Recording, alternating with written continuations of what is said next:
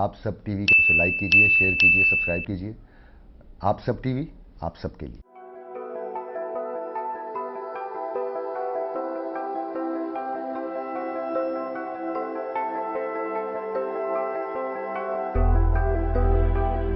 मसीहाई नबियों की मीरास है, ये बात एक डॉक्टर से ज्यादा कौन जान सकता है। दिन हो या रात, कैसे भी हो हालात, मसीहाई का अलम उठाए आगे बढ़ने वाले इस मुकद्दस पेशे पर कभी आंच नहीं आने देते। ईद बकरीद का मौका हो या कोई और मजहबी त्योहार, सरकारी छुट्टी हो या निजी तकरीबात का मौका, एक डॉक्टर को अपने फराइज मनसबी को तरजीह देना होती है। गोया एक मसीहा दूसरों के खातिर अपने कीमती लम्हात और अपनी अनमोल खुशियाँ सब कुछ कुर्बान कर देता है। समीउद्दीन हैदर भी ऐसे ही डॉक्टर्स में से हैं जिन्होंने अपनी सारी जिंदगी इस मुकद्दस पेशे की नजर कर रखी है। आप सब ने डॉक्टर समीउद्दीन हैदर से गुफ्तगू की जो आप सबकी नजर है। आज हमारे साथ मौजूद हैं chief medical officer Sindh government hospital Saudabad, जनाब सैयद समीउद्दीन हैदर साहब। अस्सलाम वालेकुम। वालेकुम अस्सलाम। डॉक्टर साहब, आप सब टीवी के नाज़रीन के लिए सबसे पहले अपना मुख्तसर सा तारुफ करवा दीजिए। मेरा नाम डॉक्टर समीउद्दीन हैदर है और मैं चीफ मेडिकल ऑफिसर हूँ सिंध गवर्नमेंट हॉस्पिटल सऊदाबाद में, और मैं LMC जामशोरों का ग्रेजुएट हूँ, 1993 की बैच का। इसके बाद लियाकत नेशनल हॉस्पिटल में एज अ हाउस सर्जन मैंने काम किया, और उसके बाद as a ICU in charge अलकिब्रिया hospital होता था, आजकल वो जुबैदा मेडिकल कॉम्प्लेक्स कहलाता है, प्रोफेसर सलमान अहमद खान के साथ मैंने काम किया। उसके बाद जो है हमें रूरल सर्विसेज कॉन्ट्रैक्ट 95 के तहत डॉक्टर कामिल राजपर जब सेक्रेटरी हेल्थ थे तो हमें वो हेल्थ डिपार्टमेंट में काम करने का मौका दिया गया। 5 साल तक हम लोगों ने कॉन्ट्रैक्ट पे काम किया। उसके बाद सिंध पब्लिक सर्विस कमीशन का मौका आया और मैंने इब्तदाई जो है वो 40 अफराद में मेरा नाम आया और मैंने कमीशन पास किया। उसके बाद से हमारी सर्विसेज जो है वो रेगुलर हो गई। रूरल को मैंने सर्व किया 10 इयर्स तक तकरीबन। कराची में मेरी पोस्टिंग हुई as a surgical RMO Sindh government hospital, Qatar hospital Orangi town, तकरीबन 3 साल वहाँ सर्व किया। उसके बाद मेरी पोस्टिंग हुई सिंध गवर्नमेंट हॉस्पिटल सऊदाबाद में। बाद में जो है प्रमोशंस वाइज जो है 18 और फिर मैं 19 ग्रेड में प्रमोट हुआ हूँ as a chief medical officer.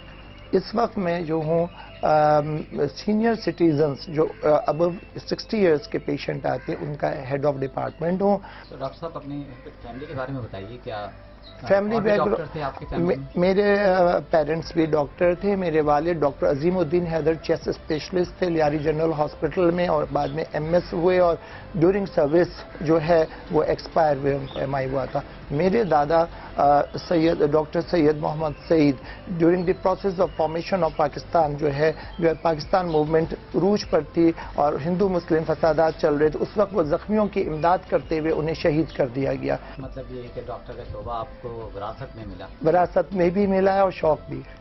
अच्छा, मतलब तो अपने बाई चॉइस आप आए या माँ बाप ने कहा कि नहीं हमारे यहाँ बनते हैं डॉक्टर तो आप डॉक्टर ही बनेंगे? मैं बाई चॉइस आया क्योंकि वो दादा परदादा की जो रवायात थी उनको ज़िंदा रखना था।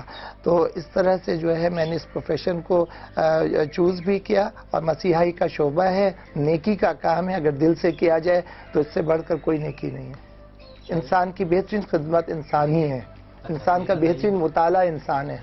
अच्छा, ये बताइए कि फिर डॉक्टर की ज़िंदगी जो है एक आम आदमी से कितनी मुख्तलिफ होती है? आम आदमी के मुकाबले में डॉक्टर की ज़िंदगी जो है डिफरेंट इसलिए होती है कि डॉक्टर की लाइफ जो है वो सेक्रीफाइस का नाम है। वो तमाम ज़िंदगी की जो दीगर लवाजमात हैं, सैर व तफरी, घूमना फिरना, एंटरटेनमेंट्स, उन तमाम चीज़ों की कुर्बानी देकर वो हमेशा तैयार रहता है खिदमत के लिए। खिदमत का जज्बा, इंसानियत का जज्बा, यही चीज़ मुमताज़ करती है आम इंसान को एक डॉक्टर से। अच्छा, आपने बताया कि आपके ख़ानदान में तो बहुत सारे डॉक्टर थे, इसलिए प्रोफेसर्स भी। अच्छा हाँ, लेकिन आपके बचपन के कुछ दोस्त भी होंगे जो आपके इस वक्त शोबे में होंगे? मेरे बचपन के दोस्त बहुत सारे डॉक्टर हैं इस वक्त और पाकिस्तान में टॉप मोस्ट माने जाते हैं। प्रोफेसर सादिक मेमन, तो वो भी मेरा क्लास फेलो, बचपन से हमने साथ पढ़ा है, और ट्रिपल FCPS किया और गोल्ड मेडलिस्ट है। बहुत सारे दोस्त। अच्छा, ये बताइए एक मरीज़ को اللہ کے بعد سب سے زیادہ امید ڈاکٹر سے ہوتی ہے. جی تو کبھی کوئی ایسا مرحلہ آیا جب آپ اپنے آپ کو بے بس محسوس کر رہے ہیں اور آپ کو بڑا افسوس ہو رہا ہو؟ ایسے بہت سے مواقع آتے ہیں جو جہاں بلب پیشنٹ ہوتے ہیں، اینڈ اسٹیج جیسے کینسر کا پیشنٹ ہے، اب اس کے لیے جب بے بسی ہوتی ہے تو انسان کو دکھ بھی بہت ہوتا ہے، لیکن کوشش یہ کی جانی چاہیے اور کی جاتی ہے ایز اے مسیحا تو بالکل کہ اس کی تکالیف کو کم کیا جائے. اچھا، آپ نے بتایا کہ آپ سینئر سٹیزن کو دیکھتے ہیں آج کل. جی 60 سال سے زائد عمر کے افراد. تو انسان کو بڑھتی عمر کے ساتھ مسائل سے بچنے کے لیے آپ کیا کہیں گے؟ کچھ مشورہ دیں گے ان کو کیا کرنا چاہیے؟ دیکھیے، آفٹر دی ایج آف 40 سال کے بعد ایج آف ڈیٹیریشن شروع ہوتی ہے. ٹھیک ہے، جس طریقے سے ایج آف ڈیولپمنٹ ہوتی ہے 12 سال اور اس کے بعد، اس طرح سے 40 سال کے بعد ڈیٹیریشن ہوتی ہے. ہمیں اپنا پیشنٹ کو کاؤنسل کرنا چاہیے کہ جو ہے وہ اپنا روٹین چیک اپ ضرور کرائیں، نمبر 1. نمبر 2، میٹابولک اسسمنٹ بہت ضروری ہے. ہمارے یہاں جو پیشنٹ آتے ہیں اس میں 70% جو پیشنٹ ہوتے ہیں ان میں ڈائبٹیز، ہائپر ٹینشن اور بلڈ یوریا کا بڑھنا، یورک ایسڈ کا بڑھنا. ٹھیک ہے، ہمارے یہاں یہ شعور نہیں ہے، سماجی شعور کی ضرورت ہے کہ بیلنس ڈائٹ کیا ہوتی ہے. تو یہ اگر وہ بیلنس ڈائٹ لیں، فزیکل ایکسرسائز کریں پراپرلی، تو پھر یہ سوال ہی نہیں پیدا ہوتا ہے کہ یہ چیزیں بڑھ جائیں. تو ہمارے ہاں جو میڈیا کی یہ ذمہ داری ہے کہ وہ زیادہ سے زیادہ عوامی بیداری کے لیے یہ چیزیں عام کریں اور انہیں بتائیں کہ بیلنس ڈائٹ کیسے لی جاتی ہے اور کتنی ہونی چاہیے. اس بات میں کوئی شک نہیں کہ کراچی جیسے شہر میں طبی سہولیات کا فقدان ہے. آپ کہہ رہے ہیں نا کہ دکھاتے رہنا چاہیے، ڈاکٹر سے مشورہ کرتے رہنا چاہیے. طبی سہولیات کا تو فقدان ہے. آپ ایک سرکاری ہاسپٹل میں ہیں، آپ کو بھی اندازہ ہوگا کہ وہاں پر سہولیات کیا ہیں اور پیشنٹس کتنے آتے ہیں. جی، تو اس کمی کا ذمہ دار کس کو سمجھتے ہیں آپ؟ دیکھیے، طبی سہولیات کا فقدان اپنی جگہ، لیکن جو ہمیں دوسری تصویر کے دونوں رخ کو دیکھنے چاہیے. پہلا رخ یہ ہے کہ آپ نے جو ہے جان بچانے والی جو ادویات ہیں اس کے ساتھ ساتھ دیگر تمام ادویات پہ پہلے 15% بڑھایا، پھر دوبارہ 15% بڑھایا. غریب کی پہنچ سے جو ہے میڈیسن دور ہو گئی ہے. کورونا کی وجہ سے اس قدر جو ہے بے روزگاری عام ہے، اور وہ دال روٹی کو غریب پورا ہے، تو وہ کہاں سے پورا کرے گا اپنے علاج کے لیے؟ تو وہ اب سرکاری ہاسپٹلز میں آتے ہیں، لیکن حد المقدور ہمارے یہاں تو تقریباً تمام چیزیں، بلڈ پریشر کے بھی ہمارے جو ایم ایس ہیں ان کے خصوصی عنایات ہیں ماشاءاللہ، اور ہمارے یہاں بلڈ پریشر کے حوالے سے تمام چیزیں موجود ہیں، اور ہمارے یہاں ڈائبٹیز کے حوالے سے موجود ہیں، اینالجیسکس درد کے لیے جو دوائیں ہیں وہ تمام موجود ہیں. تمام چیزیں ایک طریقے سے دی جا رہی ہیں، ایک تناسب سے دی جا رہی ہیں. ماشاءاللہ 8,500 رجسٹرڈ کیسز میں کبھی کوئی کمپلین نہیں آئی. اچھا، آپ نے کورونا وائرس کی بات کی. یقیناً کورونا وائرس نے دنیا کو بدل کر ہی رکھ دیا ہے. جی، تو آپ کے خیال میں طبی شعبے میں کیا تبدیلیاں آئی ہیں اور ڈاکٹر کو فرائض انجام دینے میں کیا مسائل ہو رہے ہیں؟ ہاں، کورونا وائرس کے لیے میں یہ کہوں گا، نمبر 1 کہ جو ہے SOPs پہ عمل کرنا چاہیے. تو اس کی پہ کوئی عمل نہیں کرتا. لوگوں میں جو ہے نا شعور نہیں ہے، تعلیم کی کمی ہے. تعلیم کی کمی کی وجہ سے ہو یہ رہا ہے کہ وہ لوگ تسلیم کرنے کو، جو الٹریٹ کمیونٹی زیادہ تر وہ آتے ہیں ہمارے یہاں پیشنٹ، تو وہ تسلیم کرنے کو تیار ہی نہیں کہ کورونا کوئی وجود رکھتا ہے. اگر نہیں ہے تو یہ 16 لاکھ جو امریکہ میں جو مر گئے وہ کیوں مر گئے؟ 181 ہمارے ڈاکٹر کیسے مر گئے؟ تو یہ تمام چیزیں میڈیا کی ذمہ داری عائد ہوتی ہے کہ جو from the grass root level اس کو عام کرنا چاہیے، بتانا چاہیے. یہ ایک حقیقت ہے اور اس سے بچنے کی کوشش کریں. SOP پہ آپ عمل کریں. آپ جو گورنمنٹ کی بھی ذمہ داری ہے کہ وہ لاجسٹک سپلائی کریں. ایسا نہیں ہو رہا ہے. ہمیں ماسک بھی اپنے پیسوں سے خریدنا پڑتا ہے. دیکھیں ماسک پیسوں کا خریدا ہوا ہے یہ. تو یہ گورنمنٹ کی بھی ریسپانسبلٹی ہے کہ جو بیسک جو ریکوائرمنٹس ہیں ہمارے اسٹاف کی وہ ضرور جو ہے ان کو دینی چاہیے. اچھا، یہ تو آپ نے الجھن بالکل ختم ہی کر دی کہ کورونا وائرس ہے کہ نہیں ہے. ہم سنتے رہتے ہیں، کچھ لوگ کہتے ہیں کہ کورونا وائرس ایک سیاسی بیماری ہے جو بس جس کا شور مچایا گیا ہے. تو اچھا، کورونا کے بعد اب ایک کورونا کی نئی قسم کا بھی شور سن رہے ہیں. جی ہاں، یہ کیا چیز؟ نئی قسم نہیں ہے، یہ وہی وائرس ہے جو میوٹیٹ ہوا ہے. وائرس نے اپنی شکل تبدیل کی ہے اور یہ مزید شدت اور انٹینسٹی کے ساتھ ظاہر ہو رہا ہے. اب یہ میں آپ کو 2 دن یعنی کل کی رپورٹ میں بتا رہا ہوں کہ ہمارے ہاں جو ہے پہلے اکا دکا کوئی پازیٹیو کیس آتا تھا. ایک لکیر بند گئی ہے. اتنے پیشنٹس آ رہے ہیں اور پازیٹیو آ رہے ہیں. جو میں نے ابھی 48 گھنٹے پہلے دی تھی, جو اس کا مجھے آؤٹ پٹ جو کل ملا ہے وہ ٹھیک ٹھاک پازیٹیو کیسز آ رہے ہیں. تو کہنے کا مطلب یہ ہے کہ یہ چیز پھیلتی چلی جا رہی ہے اور اس کو آسان نہیں لینا چاہیے جیسا کہ کچھ حلقے لے رہے ہیں. ٹھیک ہے, اور اس پہ سختی سے توجہ دینی چاہیے. اگر ان کو جو ہے لاک ڈاؤن کرنا پڑے تو وہ بھی کر لینا چاہیے. فی الحال اسکول نہ کھولے جائیں کیونکہ اب جو نیا وائرس جو آپ بتا رہے ہیں میوٹیٹڈ وائرس جو ہے وہ بچوں میں عام ہو رہا ہے. بچوں میں کیسز بہت کم تھے, شاذ و نادر آتے تھے, اب بچوں میں پازیٹیو کیسز آ رہے ہیں. ٹھیک ہے, اور یہ لنگ کی فائبروسس کرتا ہے, تو اس لیے پینڈیمک سے ایپیڈیمک ہو گیا اور یہ گلیوں میں ہی پھیل رہا ہے. کیسز آنا شروع ہو گئے. اچھا, اس کی وجہ سے دیگر بیماری والے جو لوگ ہوتے ہیں, جیسے آپ نے کہا کہ ہائپر ٹینشن. جی, یہ بہت اچھا سوال آپ نے کیا. جو ابھی تازہ کیسز ہمارے پاس آ رہے ہیں وہ ڈینگی پلس کورونا کے آ رہے ہیں. ڈینگی بھی ہے, آغا خان کی رپورٹس ہمیں ریسیو ہو رہی ہیں, وہ ڈینگی بھی اس کے اندر جو ہے وہ ڈیٹیکٹڈ ہے, اور اس کے ساتھ ساتھ کورونا بھی آ رہا ہے اس کے اندر. تو یہ ایک بڑی خطرناک سائن ہے. حکومت کو یہ چاہیے کہ وہ جو ہے اس کے مچھروں کے اسپرے کا بندوبست کرے ہمارے ہاسپٹلز میں, پریمیزز میں, اور آؤٹ سائڈ دی باؤنڈری جہاں لوگ کچرے وغیرہ پھینک کے جاتے ہیں. ہیپس آف ربش آر اوور دیئر. تو اس چیز سے بچنا چاہیے.